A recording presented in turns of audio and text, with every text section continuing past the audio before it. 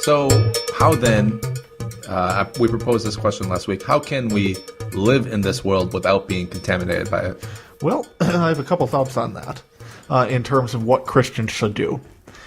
Traditionally, the church has gone to one of two extremes. We have kind of the Puritan extreme where we're going to set up our own community that's apart from everybody. We're going to have our own rules, our own set of values, and just be separate. We don't want the world in here.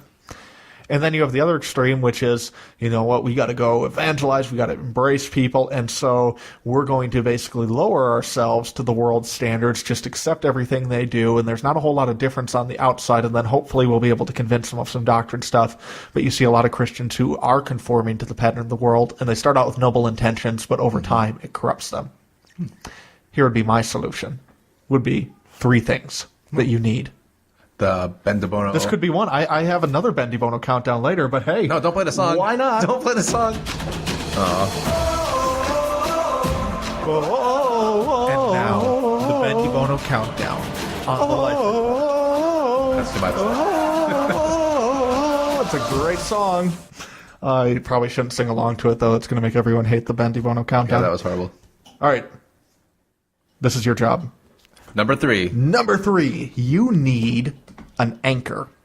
And what I mean by this is you need relationships with other believers who can speak into your life, who know your story, know what you're doing in terms of reaching out to people, whether that's at a job or just in terms of places that you're going, who can keep you grounded in your faith and who you give the freedom to say to you, I think that you're being contaminated in this area. I think you've gone too far here, and I'm concerned about that. That reminds me, can we talk about something when we're done with the show today? Yeah, I suppose. Something I wanted to tell you about. Yeah. Number 2. Number 2, you need to be a mature and growing Christian. If you're not growing in your faith, you're not prepared to be able to go out into the world and witness to people.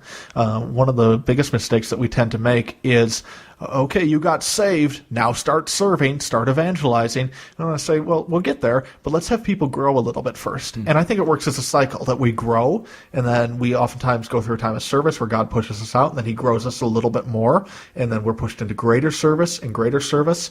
And I think that the more you're growing, the more you're going to be able to live in the world without being contaminated by it. But until that happens, you're going to have a tough time.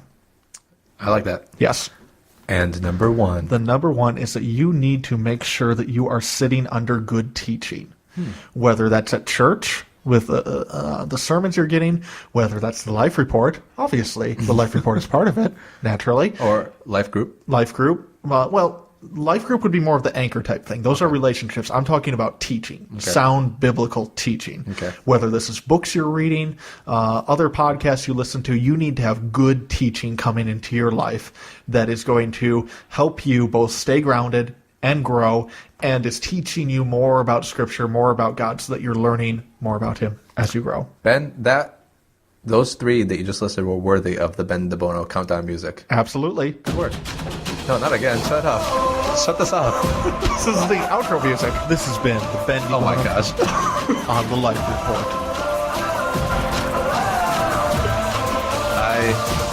I refuse Best feature ever. I think I refuse to participate in this anymore.